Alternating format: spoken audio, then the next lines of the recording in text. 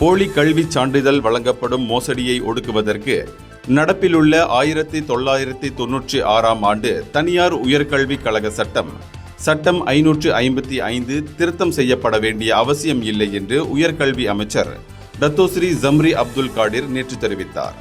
இப்போதுள்ள சட்ட விதிமுறைகளே போதுமானவை. போலி கல்விச் சான்றிதழ் மோசடியில் சம்பந்தப்படுவோருக்கு இச்சட்ட விதிகளின் கீழ் 2 லட்சம் ரிங்கெட் அபராதம் அல்லது 2 ஆண்டு சிறை அல்லது இரண்டுமே விதிக்கப்படலாம் என்று அவர் கூறினார். ஆகவே நடப்புச் சட்டத்தில் மாற்றம் எதனையும் செய்ய தேவையில்லை, நடப்பில் உள்ள சட்டமே போதுமானதாக உள்ளது என்று அவர் நேற்று மேலவையில் கேள்வி பதில் நேரத்தின் போது குறிப்பிட்டார்.